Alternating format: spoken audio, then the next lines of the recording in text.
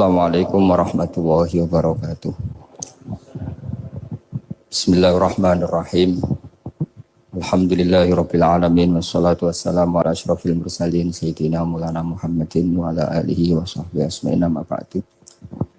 Sedanten kasepuhan pondok pesantren Hajan ingkang kula hormati, wonten Gus Zaki, wonten Pak Yasir, wonten sedanten ingkang kula hormati, wonten Gus Rozak, Mas Natif sedanten ingkang saya hormati.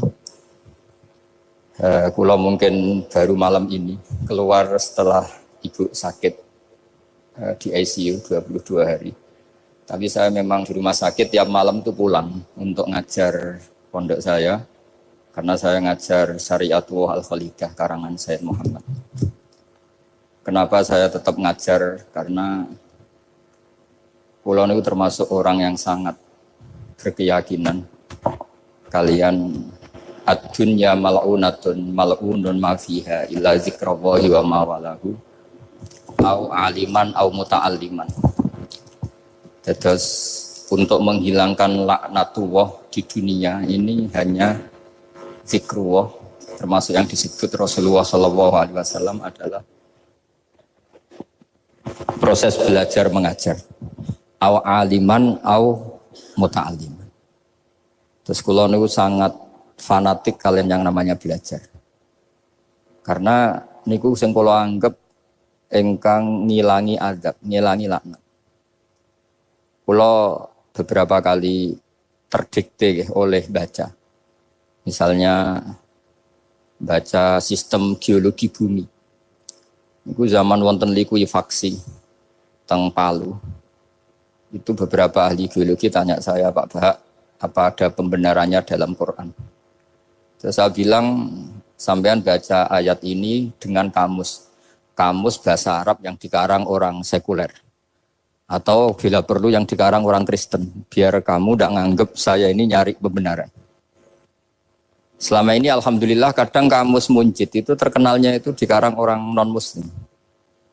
Tapi kadang itu ada hikmahnya. Hikmahnya adalah, tapi saya bukan berarti menganjurkan belajar Munjid. Ini ada hikmahnya adalah, madatul kalimah itu dimaknai secara benar menurut objektivitas ilmu. Singkat cerita tak suruh nyari makna maroyamuru mauron. Jadi Allah ngendikan teng surat Tabarok, apa kamu merasa aman?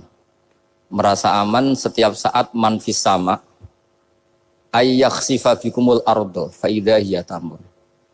Allah zat yang menguasai langit setiap saat bisa saja melumerkan bumi ini. Jadi melumerkan itu ya bahasa Arabnya tamur itu. Jadi Allah sudah mengingatkan bahwa potensi bumi ini memang likuifaksi karena di bawah ada magma, ada air, ada macam-macam. Kemudian potensi bumi ini juga dihantam oleh benda-benda langit. Sehingga Allah ngendikan innallaha yumsikus samawati wal ardo an tazula wala in zalata in amsakahuma min ahadim min ba'di. Jadi setiap saat mungkin meteor itu menghantam bumi, setiap saat mungkin Mars yang menghantam bumi. Sehingga kalau kita belajarnya itu geologi atau sistem galaksi, itu ketakutan kita ya pada likuifaksi, pada meteor yang jatuh, pada apa. Tapi kalau misalnya kita baca yang su'ul khotimah, ketakutan kita ya akan su'ul khotimah. Tapi terus kalau lihat berita TV corona, ya takutnya akan corona. Tapi setelah distatistikkan, misalnya belajar orang yang mati karena ngelindur, itu ya terus takut tidur, karena yang mati karena ngelindur itu juga banyak. Artinya apa? Membaca itu membentuk. Dan itu artinya belajar. Saya termasuk orang yang meskipun masih muda itu gak pati-pati mati. Ini yang bedakan saya dengan Gus Natif PD saya kalau masalah ngadepi mati. Karena bukan berarti saya mesti soleh, mesti husnul khotimah, ya enggak. Ada istilah mati yang menyenangkan dalam diri manusia, yaitu Nabi ngendikan Allahumma ahyini maka natil hayatu khairan li wa tawaffani maka natil wafatu khairan li. Sebagian doa Allahumma ij'alil hayata ziyadatan li fi kulli khairin wal mauta rahatan li min kulli syarrin. Jadi mati itu akhir dari maksiat saya atau akhir dari potensi maksiat saya. Sehingga kata Sohibul Hikam, kamu harus percaya diri bisa selamanya tidak maksiat lagi. Orang kan tanya, masa manusia tidak bisa maksiat lagi? Ya bisa saja kamu pas toat terus mati, berarti sudah tidak bisa maksiat. Jadi ulama itu Melihat mati itu akhir dari segala maksiat atau potensi maksiat. Di sini hebatnya lagi-lagi GNU itu. Wong fasik gendho kayak apa kalau mati saya nggih tombone menang kabeh, saya nggih menang kabeh. Sesuai kiai ini saya niki mun mboten saged maling, mboten saged korupsi. Oh nggih saya ini. Itu satu ilmu yang luar biasa. Meskipun ya tentu agak ngawur. Tapi itu bagus. Secara ilmu bagus karena al-maut adalah rohatun min kulli syarr. Lagi-lagi yang menyelamatkan itu illa aliman au muta'alliman. Proses belajar mengajar. Saya baca banyak tentang halal haram dalam kitab Imam Ghazali itu, tak ulang berkali-kali. Saya itu dulu ya gak paham, karena kitab paling susah di bab Imam Ghazali itu menurut saya kitabul halal wal haram. Termasuk bagaimana cara ngelola amwalus salatin yang terkenal korup, sementara menyumbang kamu sebagai jaizah, sebagai hadiah untuk para kiai atau untuk para guru. Itu perdebatannya ulama itu macam-macam. Ada yang bilang haram karena itu potensi haram atau memang benar-benar haram. Ada yang bilang boleh karena kalau yang pakai kamu untuk kebaikan, kali dipakai mereka ruwet. Kebetulan yang partai ini lebih besar Mas Nadif. Ya alhamdulillah. Terus dikiaskan sama ghanimah. Lagi-lagi karena baca, saya itu pernah ditanya seorang dosen di Jogja. Gus, saya ini muslim mulai kecil dan saya peneliti, saya pernah sekolah di mana-mana. Yang ganjil dari saya tentang Islam itu satu, yaitu ghanimah.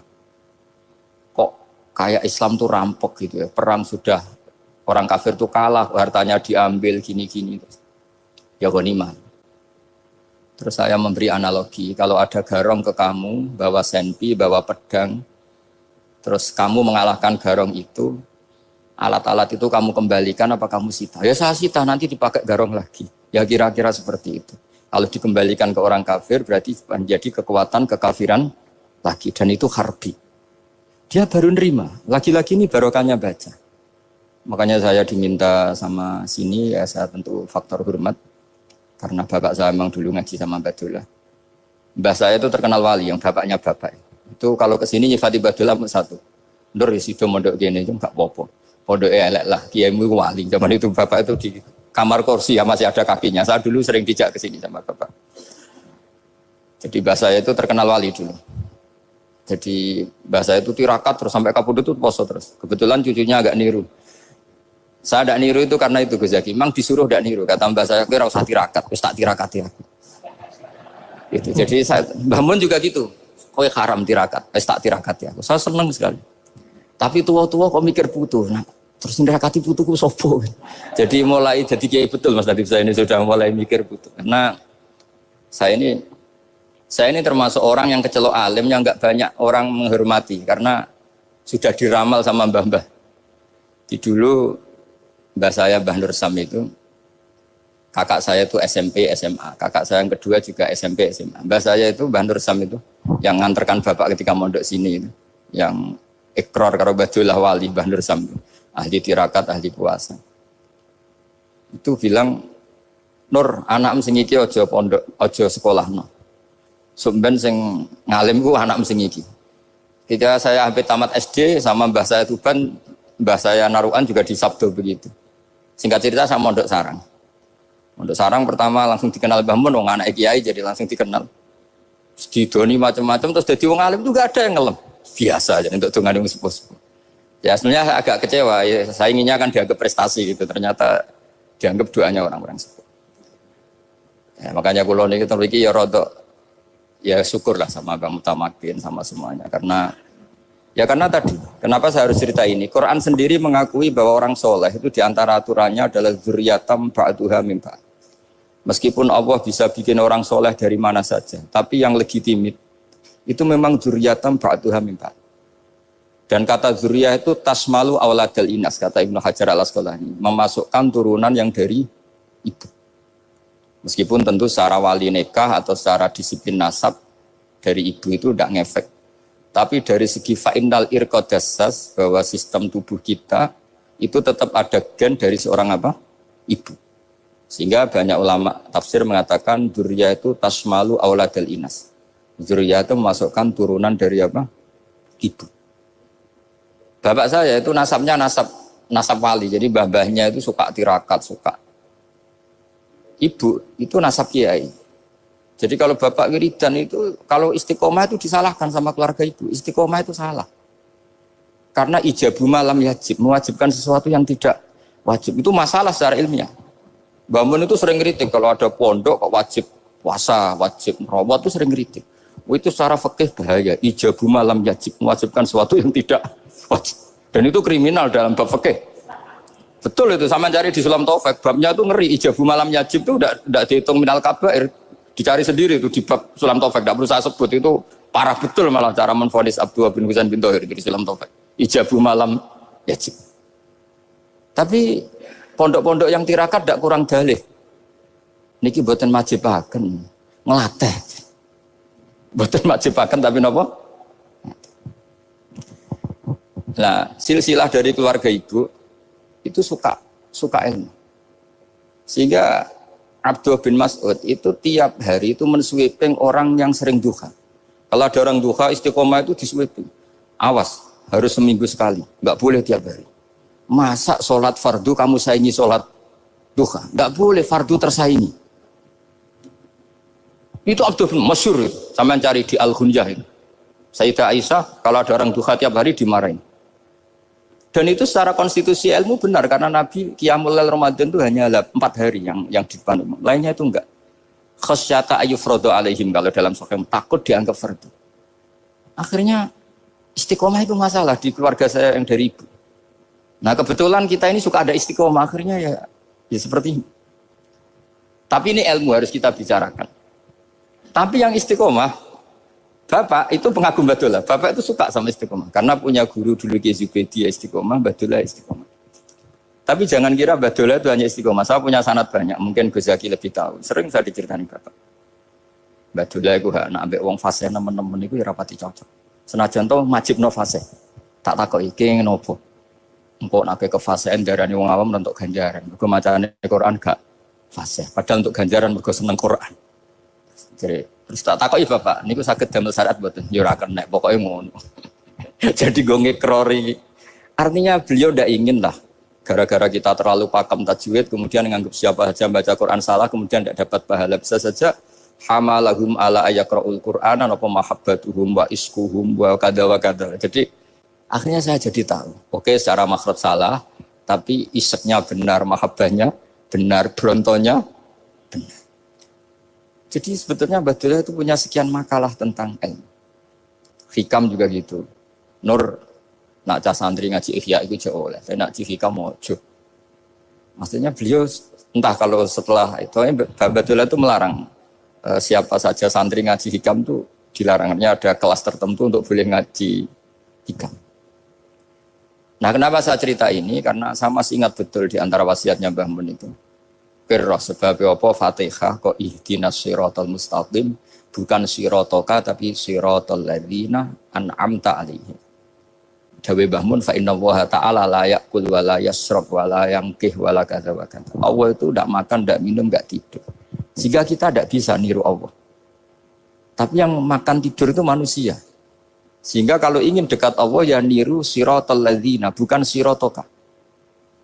Kita cara tidur niru Kanjeng Nabi, niru ulama, cara makan, cara minum, niru Allah tidak bisa. Makanya bukan ihdinas siratal mustaqim siratoka tapi siratal ladzina an'amta. Maka dalam beragama itu butuh master, butuh panutan. Ya tentu Mbah Mun oleh ngendikan pakai luwet orang-orang kuno. Cara Mbah Mun pakai cantolan. Maka saya punya makalah banyak dari Bapak, dari Mbah Mun, dari Mbah Zubair, dari sampai saya itu hafal sanad sampai Rasulullah SAW. Karena yang bisa mengawal ilmu itu sanad. Termasuk saya di sini bawa kitab Ar-Risalah Al-Qusairiyah. Nanti saya baca beberapa panutan kita. Di sini ada Abdul Qasim Al-Junaidi, ada Abu Yazid Al-Bustami, ada banyak ulama yang ditulis Ar-Risalah Al-Qusairiyah. Dan itu yang membentuk Imam Ghazali, kitab Ar-Risalah Al-Qusairiyah. Tapi sekarang kita ini tidak belajar lagi tentang tasawuf. Tasawuf itu Abdul Qasim Al-Junaidi jadi wali itu bukan wiridannya terlalu banyak. Enggak. Beliau pernah bikin satu kalimat yang menjadikan Allah itu ridho. Kalimatnya begini, kalau malam beliau wiridan gini, ya Allah, kenapa engkau ngasih rezeki saya? Padahal engkau tidak butuh saya. Kalimatnya sederhana. Kalau seorang majikan ngasih servis sama karyawannya, memang butuh pekerjaannya. Orang tua ke anak butuh kasih sayangnya. Tapi engkau ini zat yang tidak butuh saya, tidak butuh kita. Ngapain ngasih? Jadi punya sisi betapa Allah itu luar biasa. Wong tidak butuh kok. Ngasih itu kan luar biasa. Jadi karena mensifati seperti itu Allah itu ridho. Itu luar biasa. Normalnya orang memberi itu kan, apalagi orang memberi kiai itu kacau sekali. 1.000 jaluk swarga. Salam template 1 juta wae jaluk apa? Swarga itu parah lagi. Nanti kalau enggak masuk surga, tunda-tunda. Itu ngeri lagi itu. 1 juta minta apa? Surga.